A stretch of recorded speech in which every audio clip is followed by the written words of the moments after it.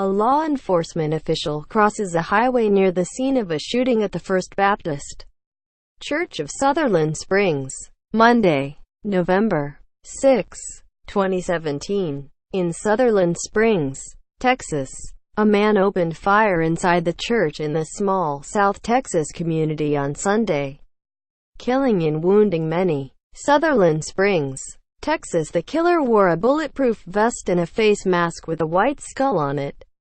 Devin Kelley had a history of domestic violence on his military record that should have barred him from owning guns, but he was armed with a .556 Ruger semi-automatic rifle that he was allowed to buy because of a bureaucratic error by the U.S. Air Force. By contrast, his adversary, Stephen Wilford, was barefoot. Wilford was at home Sunday in Sutherland Springs when his daughter first heard the shooting next door at the First Baptist Church, and he went over to see what was happening.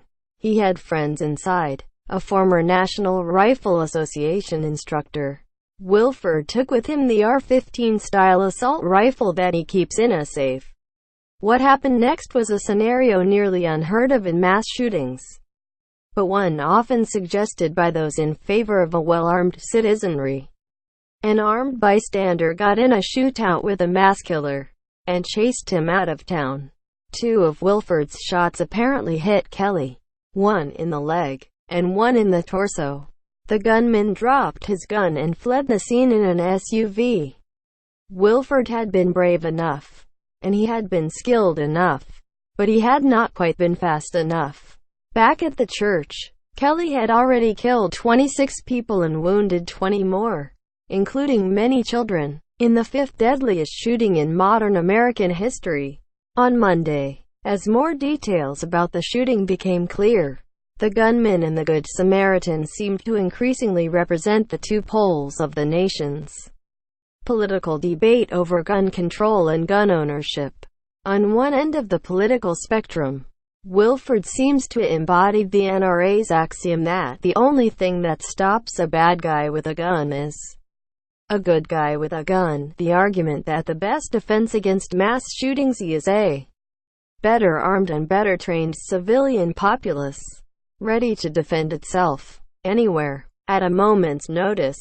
This is going to happen again.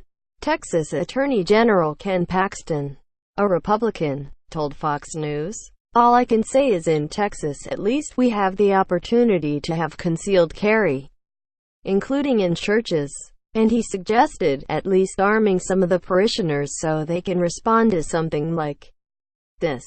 On the opposite side of the spectrum, Kelley seemed to represent liberal criticisms of the nation's easy access to weapons. He had a record of domestic violence but was allowed to buy 4 guns between 2014 and 2017, including the high-velocity semi-automatic rifle he used to kill his victims.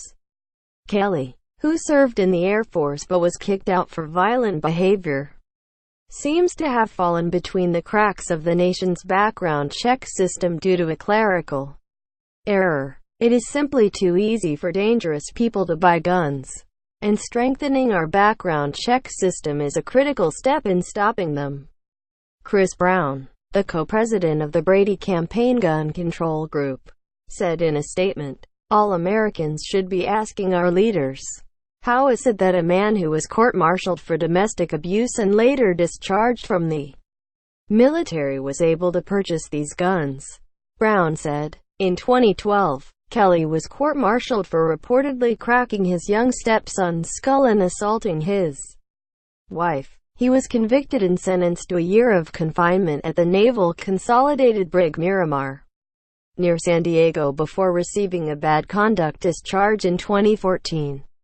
"This guy should not have been allowed to buy a gun," said Rachel Van Landingham, a retired judge advocate for the U.S. Air Force who is now a professor at Southwestern Law School. Citing federal law, Van Landingham said that normally when an investigation is opened for a serious offense on an Air Force base, an entry is made into an FBI database after the results of a court-martial are published. She said, Those investigators are supposed to enter the disposition into the database which, in this case, would have barred Kelley from buying a gun. I don't know where the breakdown happened, she said. That's the million-dollar question. In a statement, the Air Force confirmed that Kelley's conviction was not entered into the FBI's National Crime Information Center database as it should have been. The branch's top officials ordered an internal review to be led by the Inspectors General of the U.S. Air Force and the U.S. Defense Department that will also examine whether other cases have also been misreported. That oversight meant it was ultimately up to Wilford, who lived next to the First Baptist Church, to be the first one to face down a dangerous gunman.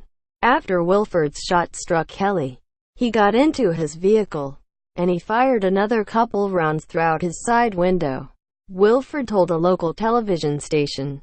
That's when Wilford flagged down a nearby pickup truck driver, Johnny Langendorf, 27, and the pair started chasing the gunman. They sped after Kelley, reaching 95 miles per hour on the two-lane county roads surrounding Sutherland Springs before Kelley drove his SUV off the road. We got within just a few feet of him and then he just drove off the road, Langendorf said in an interview.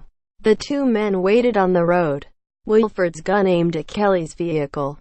The SUV and its driver didn't move. 5 minutes later, dozens of law enforcement officials descended on the scene.